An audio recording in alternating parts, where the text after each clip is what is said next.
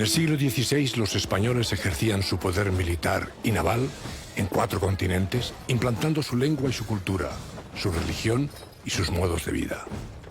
Su enorme imperio despertaba las envidias y la codicia de los monarcas de toda Europa.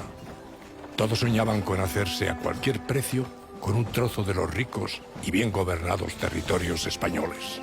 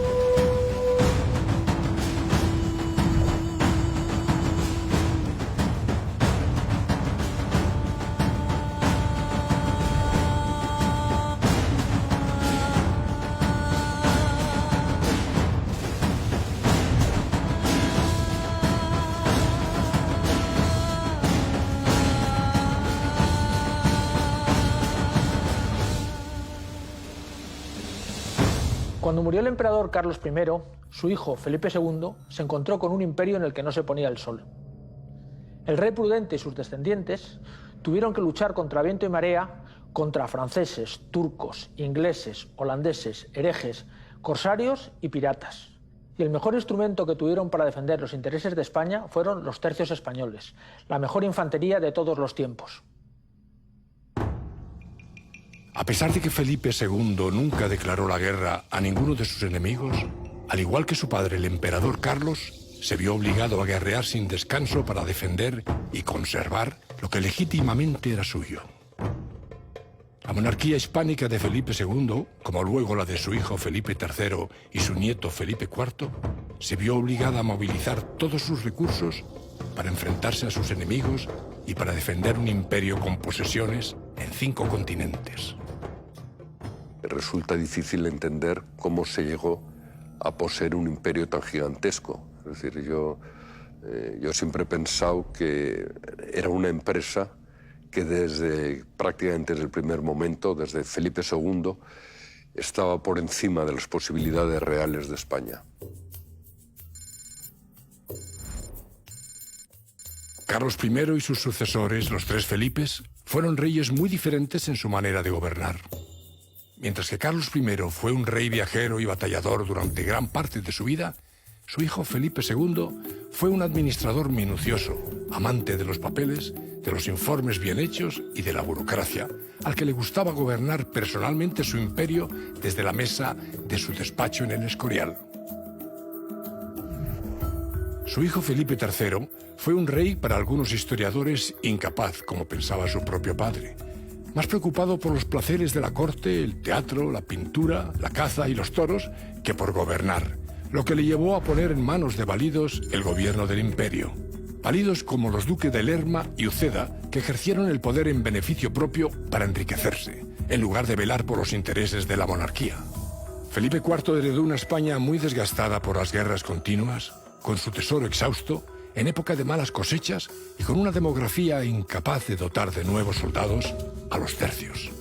Felipe IV también entregó la responsabilidad de gobernar a un valido, al conde duque de Olivares, personaje muy distinto de los validos de su padre. Olivares era un trabajador incansable, reformista, que luchó contra la corrupción al tiempo que se esforzaba por mantener y defender los intereses de España frente a enemigos poderosos como el cardenal francés Richelieu o el rey sueco Gustavo Adolfo.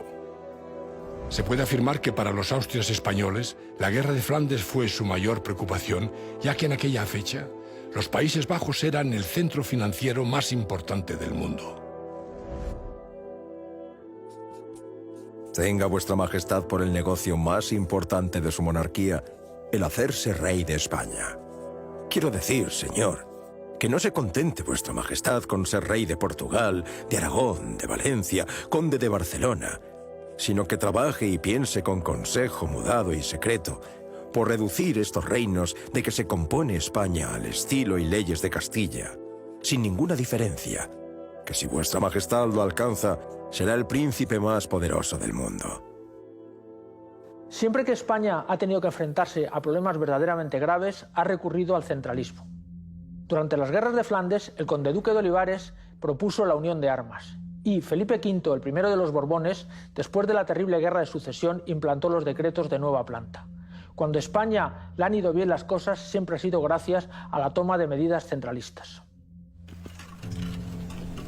De todas las reformas de Olivares, brilla con luz propia su proyecto de unión de armas de 1626, ley por la que todos los reinos, estados y señoríos de la monarquía hispánica tenían que contribuir en hombres y en dinero a su defensa, en proporción a su población y a su riqueza. El conde-duque pretendía así hacer frente a las obligaciones militares que la monarquía hispánica se veía obligada a realizar en su guerra en Europa. La unión de armas es cuando el rey Felipe IV, o más bien el conde-duque de Olivares, dicen: señores, aquí estamos acosados por todas partes, Castilla está exsangue, hay que contribuir. Y Aragón se negó. Y la unión de armas es que todas las Españas contribuyeran al esfuerzo de guerra. Pero porque antes era sobre todo Castilla que pagaba la pasta, el dinero y la sangre. A la muerte de Felipe IV, España ya no era la invencible potencia del siglo XVI, pero era una de las naciones más poderosas de Europa. Sus tercios, que habían vencido en San Quintín en 1557 y habían rendido Breda en 1625, a pesar de ser derrotados en Rocroi en 1643, seguían permitiendo a España ser una nación que había de gobernar medio mundo durante más de siglo y medio, hasta su derrota en Ayacucho en 1824. En febrero de 1525, en los campos de Pavía, un ejército francés al mando del rey Francisco I se enfrentó a los soldados del emperador Carlos I de España. Al comenzar la batalla, los franceses consiguieron anular la artillería imperial, por lo que el rey francés ordenó lanzarse a la carga a su caballería, la más noble y poderosa de Europa. Frente a ellos estaban 3.000 arcabuceros españoles, mandados por Alfonso de Ábalos, marqués del Basto, que con sus descargas abatieron en pocos minutos a los caballeros franceses. Uno de los vencedores de Pavía, que es el marqués del Basto, yo soy su sobrino tatarabuelo, o sea, él era el segundo marqués del Basto, yo soy el 16º. Y tiene un rol fundamental en la batalla, porque Pescara le manda una misión. Tiene que coger a 3.000 arcabuceros y ir corriendo a través de la niebla, porque la batalla ocurría en horas muy tempranas. En el momento álgido de la batalla, son sus arcabuceros los que rodean a la caballería francesa y terminan capturando a Francisco I de Francia. Pavía es el gran cambio de paradigma. Primero, termina el reinado de la caballería francesa. La caballería pesada muere. Además muere físicamente, porque la mayoría de la nobleza francesa se la cargan los tercios españoles allí. Segundo, es el fin de una época respecto a la infantería, porque las guerras italianas las había dominado la infantería suiza, los famosos mercenarios suizos, cuyo último remanente es la Guardia Suiza del Papa. Bueno, a partir de aquí, los mercenarios suizos caen en un declive claro. Ya los campos de batalla no son suyos. Y es el momento en el que el arcabuz y después el mosquete empieza a ser el rey de los campos de batalla y sobre todo la infantería española. La infantería española durante los siguientes 100 años va a dominar completamente cualquier campo.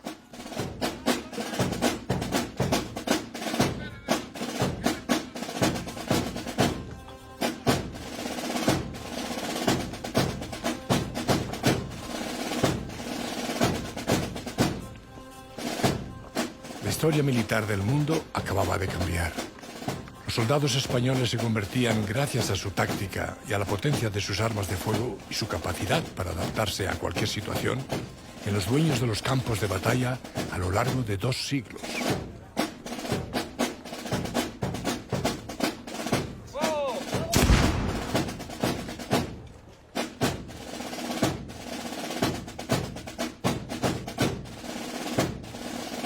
El tercio era la unidad fundamental de la infantería española durante la Casa de Austria. Los 3 primeros tercios que se crearon fueron los tercios viejos de Sicilia, Milán y Nápoles en tiempo de Carlos I, seguidos de los de Cerdeña y de Galeras. Estos tercios estaban formados por soldados profesionales, muchos de ellos veteranos de mucha experiencia, dedicados en cuerpo y alma al servicio de las armas.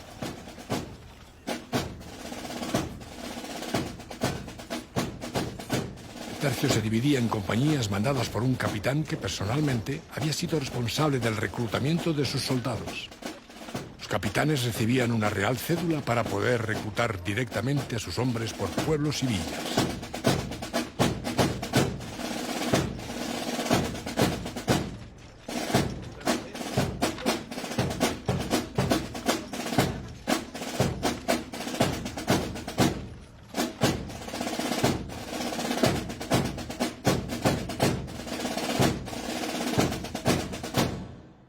No hay otro más que español de los tercios. La palabra tercio es un pleonasmo decir un tercio español. Un tercio es español. No puedo tener más infantes que españoles. Si hay italianos, son regimientos. Si hay balones, son regimientos. Si hay alemanas, altos, bajos, son regimientos. Únicamente la infantería española son tercios. Clarísimo. No hay ningún tipo de duda. El tercio luchaba combinando de forma muy eficaz las armas blancas, picas, espadas y las de fuego, arcabuces y mosquetes, ganando fama de invencibles entre sus enemigos desde comienzos del siglo XVI hasta bien avanzado el XVII.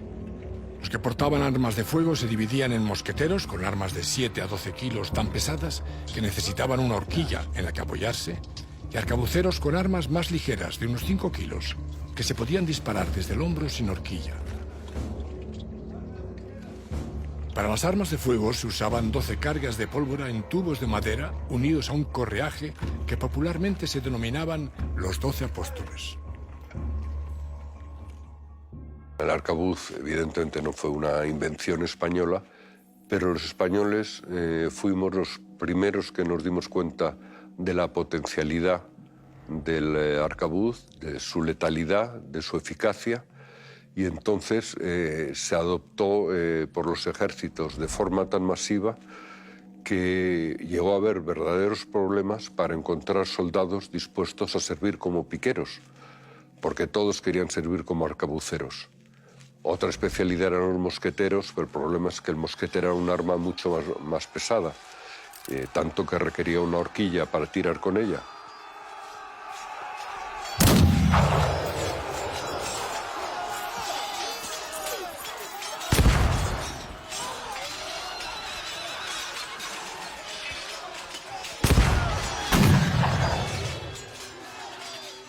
El duque de Alba decidió introducir los mosquetes en los tercios en 1567. Antes solo servían en la defensa de plazas amuralladas, en especial en los presidios de Berbería en el norte de África. La potencia de fuego de un tercio se hizo enorme. Los piqueros se distribuían en picas armadas que portaban los capitanes y los soldados más veteranos, los guzmanes, que siempre ocupaban las primeras filas y llevaban más protección: casco, peto y falderas de metal, seguidos de las picas secas que formaban las segundas filas del cuadro, que llevaban poca protección y eran los soldados con menor experiencia en combate. Normalmente lo iba mandando el sargento mayor, más que el maestre de campo, que el maestre de campo estaba más a ver qué ocurría y las órdenes que recibía. El sargento mayor iba levantado a caballo y llevaba los tambores a un lado y a otro. Silencio absoluto. Nadie hablaba, ni se quejaba, ni los heridos. Y a golpe de tambor iba dando órdenes a los piqueros, a los mosqueteros, etcétera, etcétera. Era un arte, ¿eh? El mover las unidades militares en aquella época era un arte.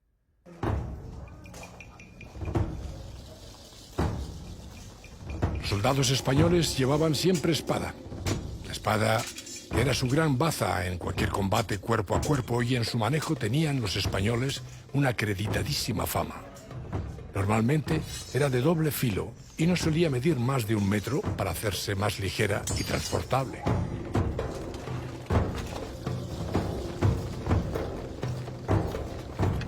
Cuando formaban para el combate, delante y a los flancos se situaban los arcabuceros y mosqueteros.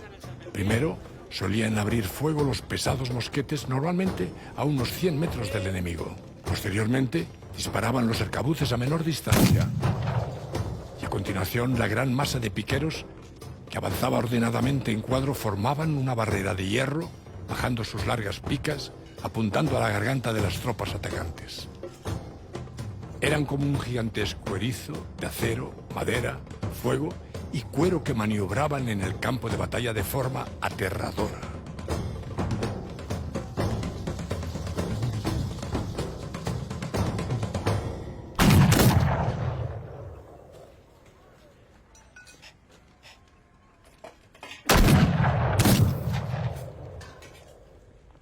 El escuadrón básicamente era un rectángulo o un cuadrado de hombres armados de picas que llevaban en el centro las banderas para mayor protección.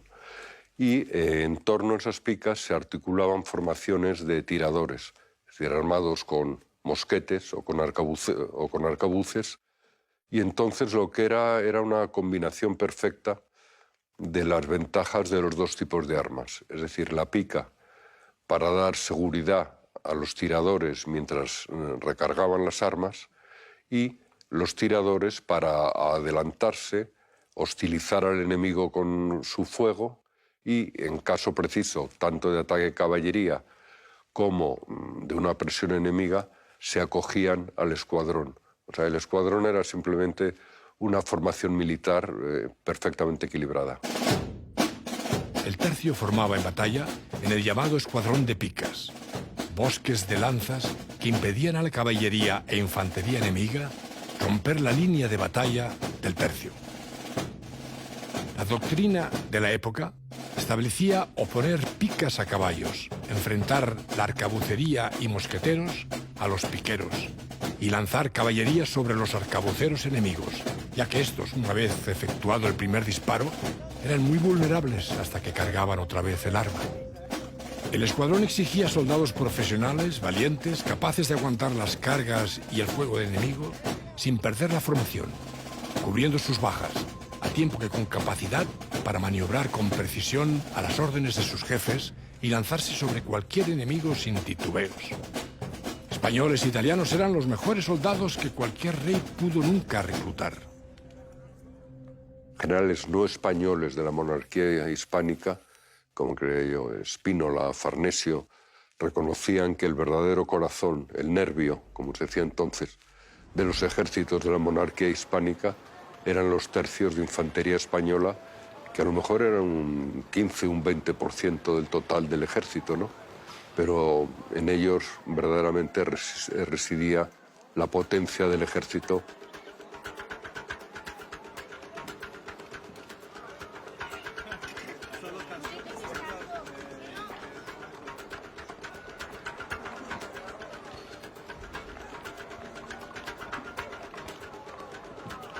Todos los grandes maestres de campo entraron con 18 años. Soldado. Y de soldado raso, de bisonio, empezaron a ascender por méritos. Es cuando se imponen los méritos. Ese verso de Calderón que dice, no se mira de dónde nace, sino cómo procede, ¿no? La mayor república es, dicen, ¿no? República habla de igualdad de oportunidades. Y en ese sentido es el mérito. Oye, mira, ya puedes tener sangre real y tal. No, aquí lo que importa es cómo procede. La gente ascendía por méritos exclusivamente.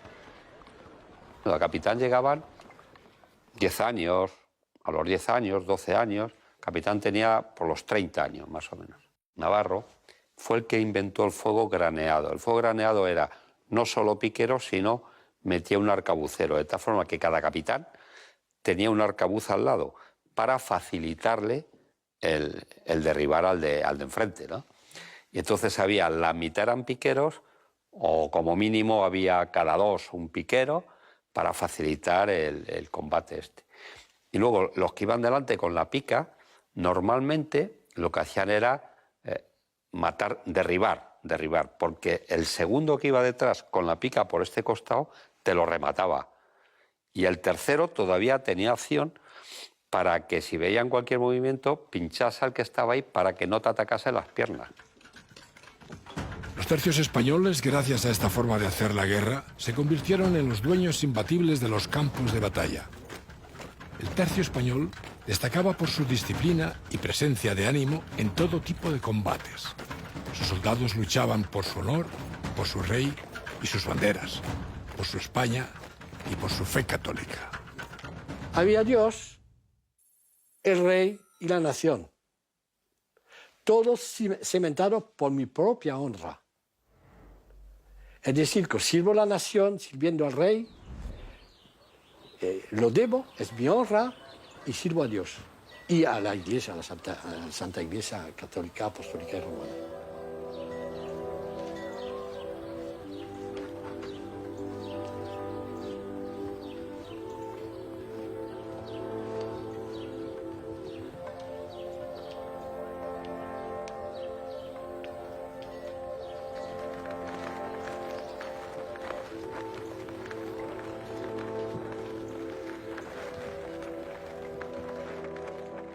La honra del soldado español no es un mito, es una auténtica realidad. Ellos era su principal bagaje. Eran hombres que no tenían otro beneficio, otro interés que mantener su honra, ¿no? Y mantener bien alto la honra de su rey, al que servían, ¿no?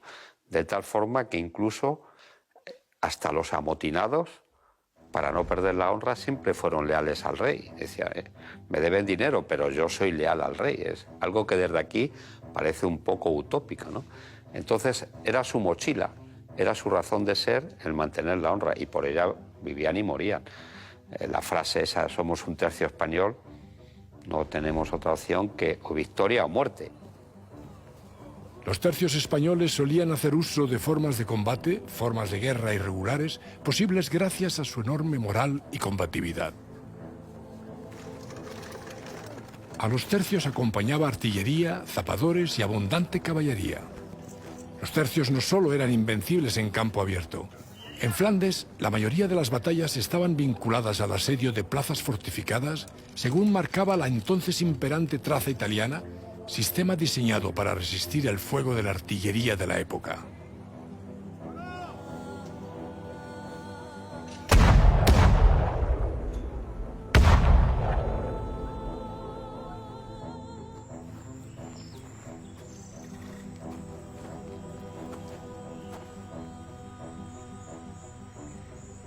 Si se trataba de un asedio, los tercios realizaban obras de atrincheramiento, túneles y todo tipo de construcciones para rodear la plaza y aproximar los cañones y minas a los muros hasta derribarlos, y así facilitar el asalto por la infantería.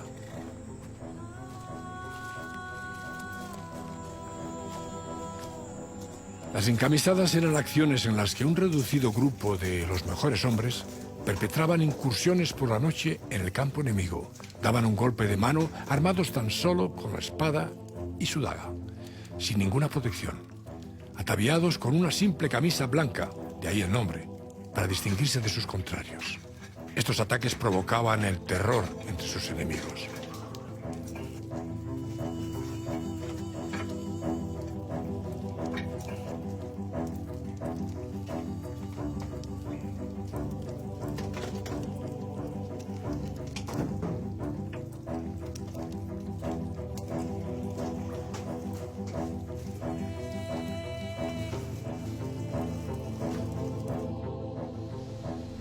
Los tercios en sus años de vida combatieron en toda Europa continental y en el Mediterráneo, en Orán, Bujía y Trípoli. E incluso se pensó enviarles al lejano oriente para conquistar China. Sus victorias, que fueron más que sus derrotas, nos han dejado frases populares como Esto es una bicoca, en referencia directa a la victoria militar de Bicoca en 1522, en la que 4.000 arcabuceros españoles barrieron del campo de batalla a 15.000 mercenarios suizos al servicio de Francia. Los tercios eran unidades permanentes. Cuando en la época lo normal era antes de cada campaña se reclutaba un ejército y cuando terminaba la campaña se disolvía, los tercios no, existían tanto en paz como en guerra. Eso quiere decir que creaban un espíritu de cuerpo, que era una escuela permanente de instrucción, etc.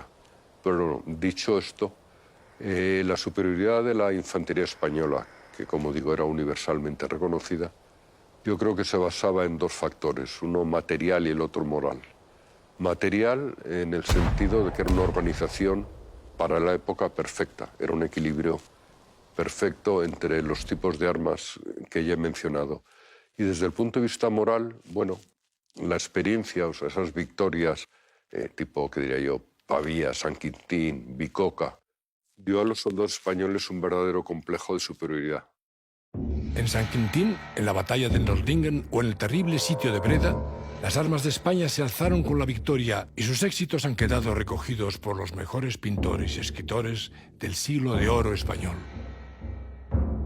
El tema de Flandes es un tema que está presente en la literatura, sirve de Flandes de telón, de fondo, la política exterior. Les interesa mucho y están muy pendientes de si se gana una plaza, de si se pierde, si mandan a un general, si va un duque, un conde a destinados, si está el embajador. Están muy pendientes de los sucesos que ocurren allí. Hay un grupo de obras en las que Flandes, podríamos decir, es protagonista, sobre todo las guerras, y esto sobre todo se ve en el teatro.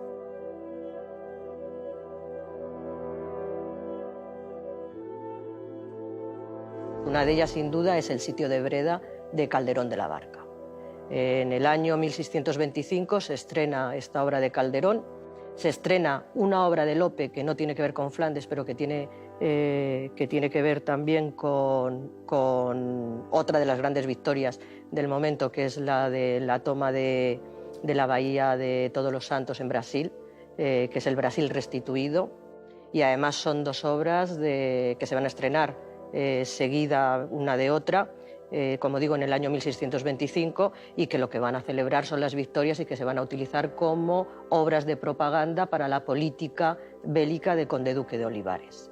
Y además esas dos obras, curiosamente, tienen como reflejo dos grandes cuadros, que es el de Velázquez, el de las lanzas, y el de Maíno, de la bahía de los Santos, que parece ser que las dos van a formar parte del Salón de Reinos en el Palacio del Buen Retiro de Felipe IV, que era donde iban a recibir y que querían impresionar a aquellos embajadores extranjeros. Felipe II había heredado los Países Bajos de su padre, el emperador Carlos I, que había nacido en Gante. Los Países Bajos eran las posesiones más ricas de los reyes de España. Inicialmente se vieron azotados por la guerra como consecuencia de que las provincias del norte, los holandeses, adoptaron masivamente el calvinismo, fe religiosa prohibida por la Iglesia Católica y los reyes de España, a tiempo que se les exigía contribuir a las arcas del reino pagando impuestos, a lo que se negaron. Este conflicto, que aparentemente comenzó para lograr la libertad religiosa, pronto se transformó en una lucha por el poder y el control de una parte muy próspera de Europa occidental que enfrentó a España con holandeses, ingleses, franceses, suecos, príncipes alemanes, algunos cantones suizos y en algunos momentos hasta con la Casa de Saboya. Empezaba una guerra que se iba a prolongar a lo largo de casi un siglo. La guerra dio comienzo en 1568 y se prolongó hasta 1648, cuando las 7 provincias unidas, Holanda, en la paz en Münster, lograron el reconocimiento por España de su independencia, aunque España conservó las mayores y más ricas provincias de los Países Bajos.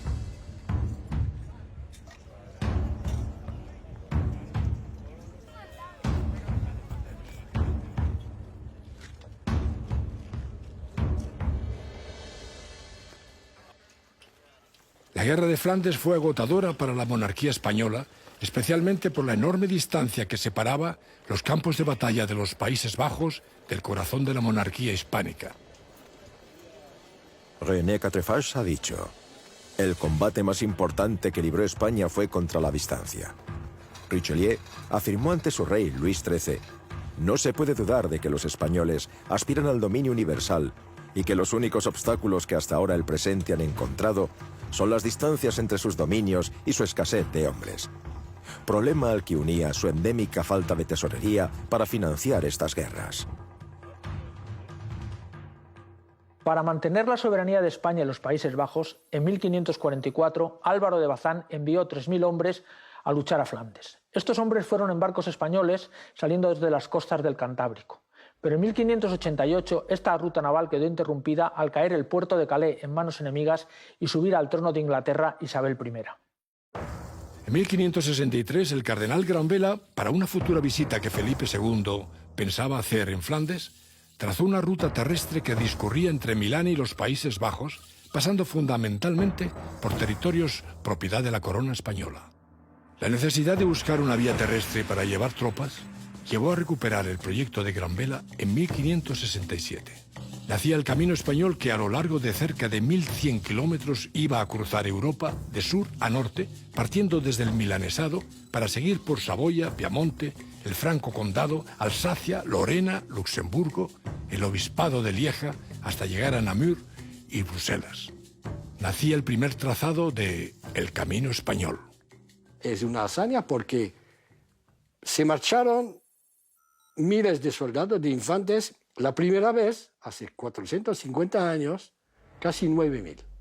Pero había la cola, que casi doblaba. La caballería, los cazadores o zapadores, los asimileros, 500 asimilas, sí, pero hay los asimileros, los mozos, las mujeres, los niños, los vivanderos, los que cuidan los caballos, los que se calcula que se dobla casi el efectivo. La gente se da cuenta de lo que es atravesar los Alpes, aunque no fuera la primera vez, cada uno sabe de animal, Atravesar los Alpes, 15.000 personas, para dar de comer a todos, caballos, mulas y personas, en verano, en la primavera, pero en fin, no había nieve en el puerto del Montcenis, con un sistema logístico preparado, que nada faltó. No se lo puedo contar aquí, pero verdaderamente sí. Era una proeza logística, no solamente pensarlo, pero realizarla. Y todo pagado de contado, y en tabla, como se decía.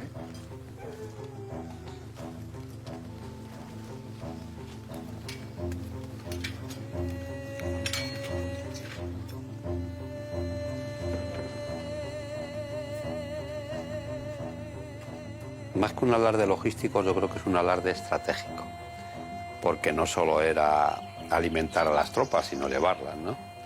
Y bueno, también se podía comparar con lo de Aníbal. Yo creo que fue una gran gesta. A mí me gusta siempre, hago una transferencia a los tiempos actuales. Aquella gente creo que andaba 5 leguas, 27 kilómetros y medio cada día, más o menos, y tardaban 2 meses. Si nosotros decimos cuál es la velocidad actual de una columna militar motorizada, pueden ser 350 o 400 kilómetros diarios, pongamos 400, que es poco, pero pongamos 400. Durante 2 meses en marcha nos vamos a 4 por 6, 24.000 kilómetros. Estamos hablando que si lo trasladamos a los tiempos actuales, el esfuerzo que hacía era el equivalente de irnos pues, a Corea del Norte. En 1567 el duque de Alba, a sus 60 años, muy mal de salud, pero el mejor soldado de Europa, iniciaba la campaña que le llevaría a la gloria. Felipe II le ordenó terminar con la revuelta de las Provincias Unidas. La actitud de Carlos IX de Francia, presionado por sus súbditos hugonotes, la pérdida del control del Atlántico y del Canal de la Mancha, por causa de los piratas ingleses y los filibusteros holandeses y de los corsarios protestantes, obligó al ejército de Alba a emprender por primera vez por tierra la ruta que había de pasar a la historia como el Camino Español y del que ahora recordamos los 450 años de su nacimiento. Para que su tropa pudiese caminar rumbo a Flandes, Alba desarrolló una ingente actividad diplomática y organizativa. Durante todo el camino, la diplomacia y el dinero irán ganando la voluntad de los amigos de España, siempre recelosos de su poder y ansiosos por conseguir el oro español, para que abriesen sus puertas para el paso de los soldados de su católica majestad Felipe II.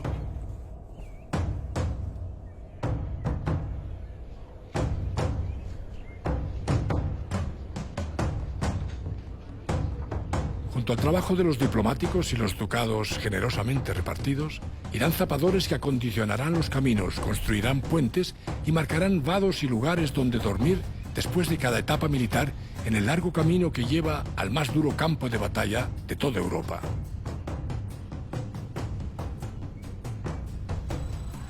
En la plaza fuerte de Milán, las tropas de Flandes fueron acuarteladas. Los soldados veteranos de Italia, que llegaban desde la misma Lombardía, de Sicilia, Palermo, Messina y Nápoles, fueron sustituidos por soldados bisoños transportados por Andrea Doria en sus buques desde España. Los bisoños sustituirán a los veteranos de las guarniciones de los territorios españoles de Italia para que los veteranos pudieran ir a la Guerra del Norte. El abad y señor de Brantón, autor del libro Gentilezas y bravuconadas de los españoles, relata: cuando el duque de Alba pasó a Flandes, no quiso servirse de otra infantería que la española. Pero qué infantería, una de las más excelentes que jamás se hayan puesto en campaña, porque eligió, entre todos, los tercios de Lombardía, de Nápoles, de Sicilia y de Cerdeña. Y con esta selección formó un cuerpo de hasta 10.000 soldados, magníficos y bien provistos, sin la menor tacha ni en las armas, ni en el alarde del vestuario, ni en la calidad y virtud de los hombres. Y tampoco en el abastecimiento de víveres o en las pagas, y hasta en sus cortesanas, que en su ornato parecían princesas. En suma, nada le faltaba. Y al pasar cerca de la frontera de Francia, por Lorena, los caminos se abarquillaban, por así decir, de la gente que fue a contemplarlos. Un testigo afirmó, al ver pasar a los soldados de Alba: iban arrogantes como príncipes, y tan opuestos que todos parecían capitanes.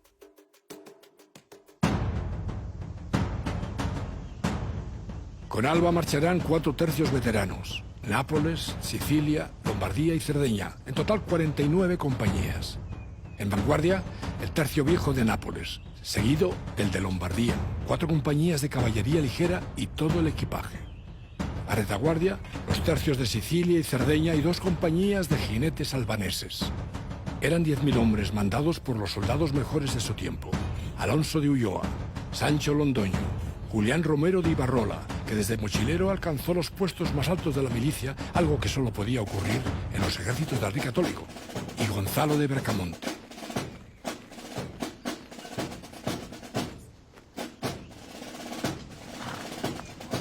Alba llevará 4 carros por compañía, lo que hace un enorme tren de 150 carromatos con sus correspondientes animales de tiro, conductores e incluso por primera vez en la historia, los tercios llevaban un servicio sanitario con médicos y hospitales de campaña.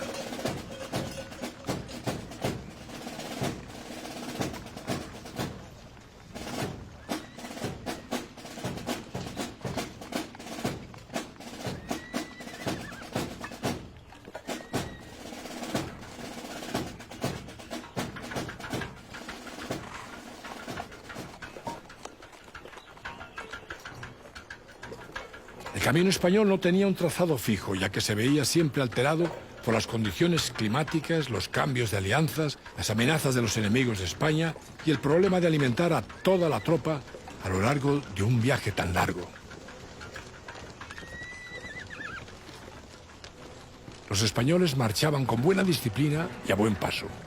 Los 1.100 kilómetros del camino español los recorrerán en 48 días, aunque Alba, en su primer viaje, tardó 56, logrando Lope de Figueroa, en 1578, al mando de 5.000 hombres del tercio de Granada, curtidos veteranos, hacerlo en 32 días a pesar de ser pleno invierno. A estos imponentes ejércitos seguía una larga recua de civiles conocidos como la cola. ¿Qué era la cola? Era las familias. Lógicamente, los soldados se desplazaban en cola, carretas, 2, 4 ruedas, las familias. Un factor. Segundo factor importante, los siervos. Normalmente todos tenían un mochilero, un siervo, etcétera, que le llevaba sus cosas, sus impedimentas. Tercera, los proveedores y todos aquellos que vivían a costa de ellos, ¿no? Que eran herradores, costureras, lavanderas, prostitutas, en fin, lo que era una sociedad en marcha que apoyaba a todo esto. Luego también se agregaban viajantes, porque, por ejemplo, cuando una unidad militar se movía por el camino español, aquel que fuese a hacer ese viaje, lógicamente, se ponía a la cola e iba seguro, ¿eh? No era lo mismo viajar solo con tu familia, expuesto a cualquier ataque de cualquier bandolero de la época o lo que sea, que ir protegido en una unidad militar, ¿no? Y luego los trenes del tercio, que eran los vivanderos, ¿no? Los que llevaban ya realmente las municiones, la impedimenta del tercio, etcétera. Eran más que el tercio. Abastecer a tantos hombres, a una fuerza tan enorme en rápido movimiento, supuso uno de los éxitos logísticos que convierten al camino español en uno de los retos militares más importantes de su tiempo. La logística en aquellos tiempos la logística militar era muy simple. Lo que sí que había era una estructura del Estado importante, ¿no? ¿Cómo funcionó esto? Normalmente el gobernador del punto de salida, bien fuese Milán, si iban en dirección norte, o bien fuese Bruselas o Namur, si fuese en dirección sur, nombraba un comisario especial. Este señor le nombraban 8 o 10 meses antes. Se recorría el camino, iba haciendo un estudio detallado por dónde iban a ir y en función de eso iba viendo dónde iban a parar, etcétera, etcétera. En función de la velocidad que quería que llevaran y los sitios donde iban a parar, sobre todo, ¿no? Una vez que había hecho esto, lo volvía a recorrer y tomaba contacto con las autoridades. Las autoridades, sobre todo, le daban la información muy importante, no solo de las capacidades de mercado que les podían dar, ¿no? Sino también de carreteros. Las carretas en aquella época eran de rueda maciza, no eran de rueda de radio, se rompían mucho, no tenían protector de hierro. Entonces, arreglar las carretas era esencial, ¿no? Herradores, aunque llevaban herradores, pero se perdía mucha herradura. Reponer ganado que moría por el camino. Estamos hablando de unas marchas tremendas, ¿no? Todas esas capacidades que tenían, él tomaba nota. Una vez que tenía todo ese esquema, el Estado hacía una especie de concurso, así de simple. Y se presentaban asentistas que eran empresarios de la época y podían decir, yo me voy a encargar de este tramo. En este viaje, las tropas iban solo armadas de espadas y puñales para evitar delitos, fugas, muertes e incidentes a lo largo del camino. En ocasiones el ejército se veía obligado a pasar por ciertas poblaciones en pequeños contingentes de entre 200 hasta 3.000 hombres, como máximo, para no aterrorizar a las poblaciones por las que pasaban, como los cantones suizos.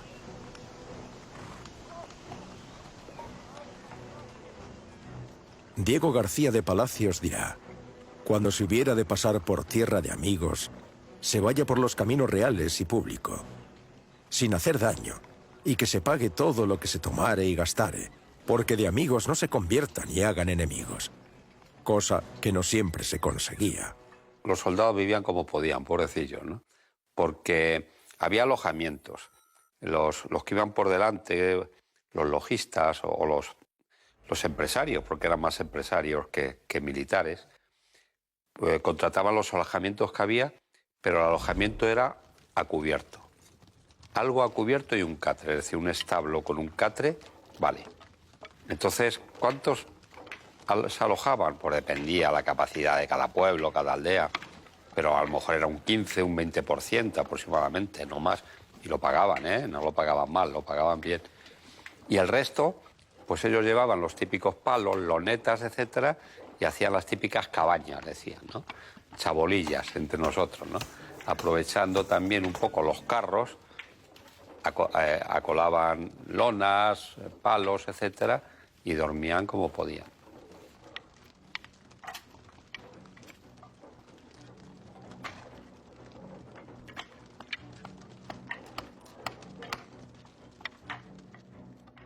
Pero los obstáculos no siempre se podían resolver diplomáticamente con buenas palabras o con dinero. Pedro Enrique de Acevedo, conde de Fuentes, gobernador de Milán, en 1603, ante la amenaza que suponía la amistad de venecianos, franceses y grisones que amenazaban con cortar el camino español por el valle de Valtellina, paso obligado entre Lombardía y el Tirol, sin encomendarse ni a Dios ni al diablo, levantó en un tiempo récord el fuerte de Fuentes en una alta colina que aseguró el paso de los soldados españoles durante muchos años. En otras ocasiones hubo que abrir el camino por la fuerza, como hizo en 1633 el duque de Feria, forzando el paso por Lorena, venciendo a las tropas de Luis XIII de Francia. En 1634, el cardenal Infante recorrerá por última vez el camino español para hacerse cargo del gobierno de Flandes y derrotar a los suecos en la batalla de Nordlingen.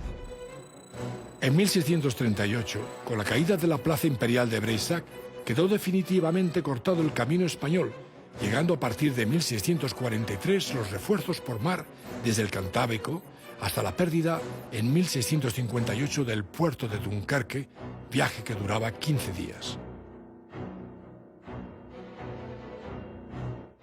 La guerra en Flandes duró de 1568 a 1609, con un parón bélico, gracias a la tregua de los 12 años que logró Felipe II, para seguir desde 1621 a 1648 hasta las paces de Westfalia y Münster. Este conflicto devoró durante más de 80 años el tesoro real para nada. Las Provincias Unidas se independizaron del imperio, logrando además las colonias que ya habían ocupado en las Indias Orientales. La batalla de Rocroi, el 19 de mayo de 1643, marcó un antes y un después en la legendaria historia de los tercios españoles. Fue una derrota parcial, en mitad de la Guerra de los 30 años, pero que rompió el mito de la invencibilidad de los españoles, aunque la derrota no fue tan abrumadora como la propaganda francesa ha hecho creer, dado que los tercios recuperaron otra vez Rocroi y siguieron igualmente combatiendo en Flandes durante la segunda mitad del siglo XVII. Hay que reconocer que Francia hizo una labor magnífica de propaganda y de publicidad, exagerando la importancia de Rocroi. O sea, en España, Rocroi no se vivió en su momento como una catástrofe irrecuperable. La prueba es que no lo fue. Y claro que queda muchísimo imperio, ¿no? Queda prácticamente todo. Es decir, Italia estaba intacta, se mantenían los Países Bajos, por supuesto, estaba toda América, Filipinas con las islas adyacentes, o sea, no solo el archipiélago filipino en sí. Es decir, que tras Rocroi, España siguió siendo el imperio más grande del mundo de la época, vamos, sin duda. Bajo el reinado de Carlos II, el hechizado, continuaron los ataques franceses para acabar con lo poco que quedaba del Flandes hispánico. Mediante la paz de Aquisgrán en 1668, España volvía a perder varias plazas en la región. 5 años más tarde, Luis XIV propuso intercambiar Flandes por el Rosellón y la mitad de la Cerdaña, comarcas perdidas al norte de los Pirineos, pero Carlos II se negó en redondo, lo que significó el estallido de una nueva guerra. Con la paz de Utrecht se puso fin a la guerra de sucesión y Felipe V se convirtió en el primer rey de España. El pretendiente al trono español pasó a ser rey y emperador del Sacro Imperio Romano Germánico y recibió, al firmar la paz, los territorios de Flandes que hasta entonces eran españoles. Como consecuencia de todo esto, en 1704, el nuevo rey de España, Felipe, disolvió definitivamente a los tercios.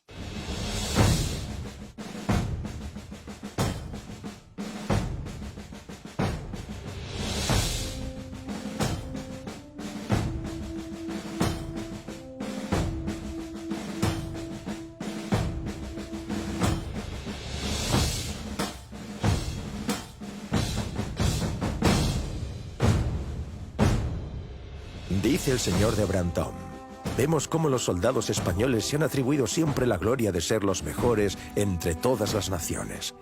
Y, por cierto, no les falta base para tal opinión y confianza, porque a sus palabras las han acompañado los hechos.